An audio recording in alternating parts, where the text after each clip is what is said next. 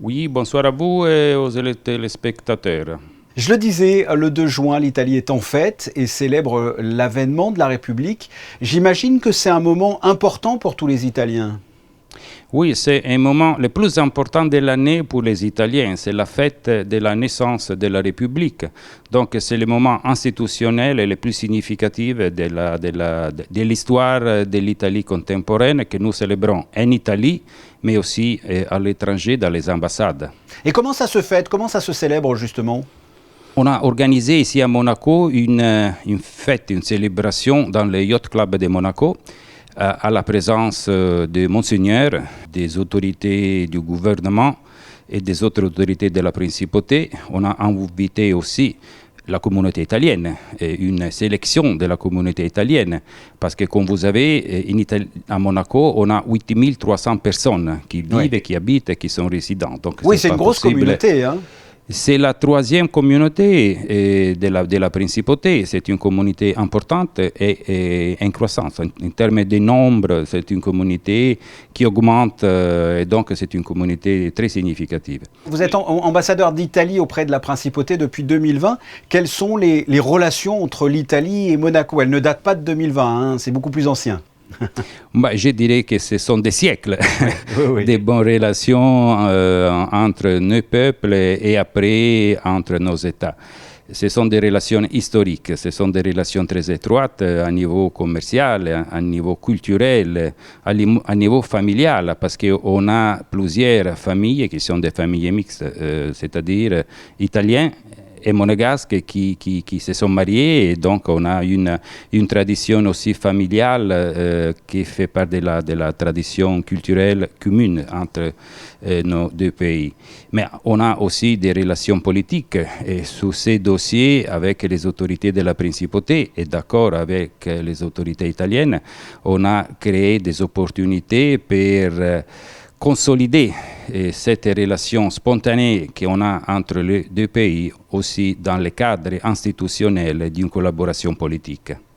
J'ai remarqué que la population italienne aime la principauté, aime le prince et sa famille. J'ai pu le constater en allant sur des déplacements avec le souverain en Italie où il y a une vraie effervescence avec du public absolument partout pour accueillir le prince à chaque fois. Comment vous expliquez cet amour de la principauté auprès des Italiens ? Oui, c'est vrai, c'est un amour pour la principauté et c'est un amour pour Monseigneur. Je peux vous donner plusieurs explications parce qu'on voit dans la figure de Monseigneur un chef d'État proche à la population, proche à son sujet, mais proche en général à l'être humain. Donc les pouvoirs proches du peuple, c'est une chose très importante et remarquable. Et ça, c'est la raison, je pourrais dire la plus simple à expliquer. Mais il faut considérer aussi le rôle de la principauté dans la défense de l'environnement marin et humain, donc sur des thématiques qui sont devenues globales, de grande importance stratégique pour le futur de l'humanité. Donc on voit dans la principauté un pays moderne, un pays proche et respectueux des droits de l'homme, proche à l'Italie pour la tradition familiale. Donc on a plusieurs moments, plusieurs éléments qui expliquent cet amour de la population italienne pour la principauté de Monaco et pour le prince Albert II.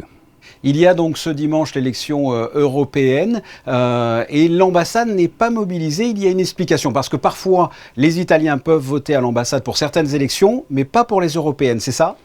Oui, exactement. Je vous remercie pour cette question parce que parfois c'est une source de doute pour la population et la communauté italienne résidente à Monaco. En effet, les Italiens qui habitent à l'étranger ont le pouvoir de voter pour les élections italiennes, mais seulement pour les élections politiques et les référendums. Les Italiens qui habitent dans les pays de l'Union européenne peuvent voter aussi pour les élections européennes. Mais les Italiens qui habitent dans d'autres pays hors de l'Union européenne, hors de l'Union européenne, la Suisse, le Royaume-Uni et Monaco, n'ont pas le droit de voter. C'est tout à fait normal que les Italiens résidant à Monaco n'ont pas le droit de participer aux élections. Il faut qu'ils aillent en Italie pour voter. Exactement. Et ils doivent rentrer en Italie pour exercer les droits de vote. Autrement, ils ne peuvent pas voter ici à Monaco. Vous avez été très récemment honoré par Monaco, par le prince. Vous êtes commandeur dans l'ordre de Saint-Charles. Qu'est-ce que ça représente pour vous? Bon, c'est un grand honneur. Je dois dire, j'étais réellement ému pour cette décoration que j'ai reçue des mains de Monseigneur. Et j'ai réellement a été une grande émotion. Et je suis fier d'être membre de l'ordre de Saint-Charles. Monsieur l'ambassadeur, merci d'avoir répondu à mes questions. Merci à vous et merci.